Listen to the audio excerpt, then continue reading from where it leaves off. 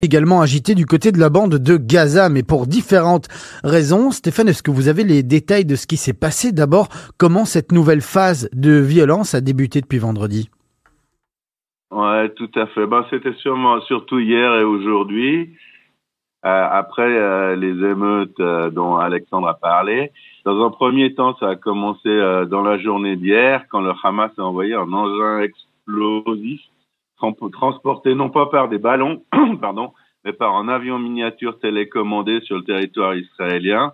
Israël n'a pas aimé. En riposte, Tsahal a dépêché un hélicoptère de combat qui a attaqué 2 positions de l'organisation terroriste islamique, puis d'autres répliques ont suivi dans le centre et le nord de la bande côtière. Alors Stéphane, ça c'est ce que vous qualifiez de première phase. On est entré ensuite dans la seconde phase, c'est quoi?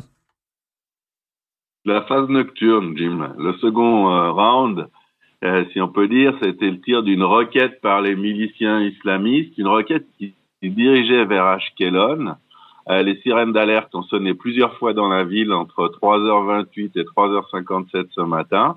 La roquette a été interceptée par le dôme de fer qui, soit dit en passant, se trouve en développement continu et qui est de plus en plus précis, surtout pour des tirs de plus de 3 à 4 kilomètres de distance. C'est toujours plus difficile quand on est à très courte distance, genre 1 kilomètre sur des routes ou vraiment tout près de la frontière de sécurité parce que le vol est très court. Mais là, vraiment, il est très, très efficace. Et puis, en riposte de ce tir de roquette, le Chel Avir, l'aviation israélienne, a attaqué cette fois à de nombreuses positions des factions islamiques dans la bande de Gaza. Et ce matin, Stéphane, à 7h45 à Bruxelles, 8h45 du côté de Metula, on en est où? Rien. Depuis ces frappes, rien. Jim, on attend un petit peu ce qui va se passer. Alors on passe à une question un peu plus précise, la question à 1000 euros comme d'habitude avec les mêmes circonstances. Est-ce que la tension va retomber ou est-ce que nous sommes partis pour un nouveau cycle complet de violence? Ouais, on le pense pas ici à Metula et la raison est simple, c'est que le Hamas n'a pas l'intention de donner à M. Netanyahou l'opportunité de se racheter de ses bévues lors de la dernière confrontation il y a quelques semaines en l'assommant littéralement sous les bombes. C'est évidemment pas Bibi qui est à l'origine des échanges de politesse hier et de cette nuit.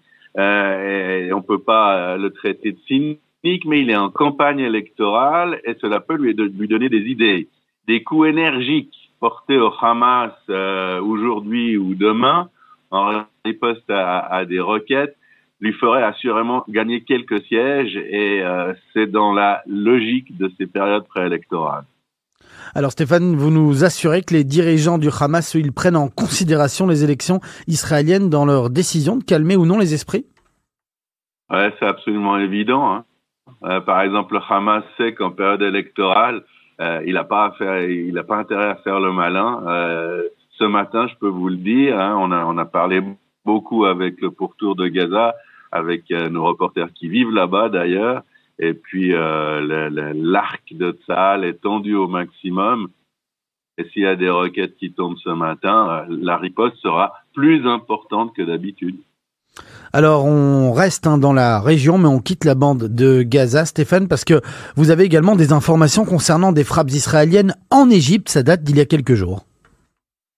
Cher Jim, nous sommes en mesure d'affirmer avec certitude que jeudi dernier, le Chel Avir est intervenu dans le Sinaï égyptien à la demande de l'Égypte pour bombarder des positions de l'État islamique à Al-Arish, à Rafah et à Cher Soued.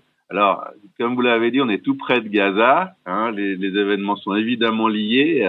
Les terroristes du Hamas, du djihad islamique, sont des islamistes. Et dans le Sinaï, c'est l'État islamique qui s'est un petit peu retiré, forcé de le faire, d'Irak et de Syrie et qui essaye de sanctuariser le Sinaï. Alors, Rafah, c'est la frontière entre Gaza et l'Égypte. Al-Arish, c'est une magnifique oasis sur la Méditerranée à 40 kilomètres de Gaza. Et Cher Soued, c'est en plein désert à 30 kilomètres de la frontière israélienne. Alors, Stéphane, si le maréchal Al-Sisi a décidé de demander de l'aide aux Israéliens, c'est un aveu de faiblesse. Ça veut dire quoi? Qu'ils n'ont pas les capacités militaires d'intervenir? Si. Oui, Sisi a les possibilités d'intervenir. Il a les mêmes avions que Tsahal, il a des Rafales en plus, mais ce qu'il n'a pas, c'est les pilotes israéliens. Alors, à force de vous narrer les raids israéliens en Syrie, notamment, avec les résultats assez exceptionnels qu'ils obtiennent, et surtout ce travail d'horloger, eh bien, ça a l'air simple, mais c'est pas simple du tout. Regardez par exemple ce qui se passe au Yémen avec des centaines d'appareils ultramodernes, les mêmes que ceux à la disposition des Israéliens. Eh bien, la coalition arabe qui a des appareils de ce type en nombre n'est pas capable de raisonner efficacement les rebelles grâce à l'aviation. Donc cela explique tout à fait que alors que dans ce paysage montagneux du Sinaï, il est très difficile d'identifier les positions des islamistes, les Égyptiens n'y parviennent pas forcément, et les Israéliens sont des spécialistes en la matière. Ils sont aussi capables de frapper précisément ces terroristes, ces miliciens, et pas de démolir la moitié du désert. Alors, Stéphane, si les Égyptiens font appel aux Israéliens, est-ce qu'on peut parler d'amour fou en ce moment entre Jérusalem et le Caire? Vous savez quoi, Jim? On craint pas de le dire. Même qu'Al-Sisi doit se tempérer un peu parce qu'il allait vraiment très loin dans les louanges qu'il a adressées à Israël. C'était dans la fameuse émission 60 minutes de la BBC hier, et c'était une émission préenregistrée, et l'Égypte a demandé que sa programmation soit annulée, mais les Anglais ont refusé, donc on l'a vu. Et puis il a parlé d'alliance, il a parlé de la coopération militaire dans le Sinaï et ailleurs. Et à un point que les intégristes, donc les ennemis politiques d'Al-Sisi en Égypte, font valoir que le chef de l'État, le maréchal, aurait des oncles juifs du côté de sa mère qui est originaire du Maroc. Allez savoir, c'est entre la rumeur et l'information, mais ce qu'on peut dire, c'est beaucoup plus important, on peut parler aujourd'hui d'une alliance stratégique Israël, Égypte, Arabie Saoudite, d'abord contre l'Iran, ensuite contre les islamistes. Et cela, c'est une certitude. Et c'est une certitude qui est en train de changer la carte géopolitique du Moyen-Orient.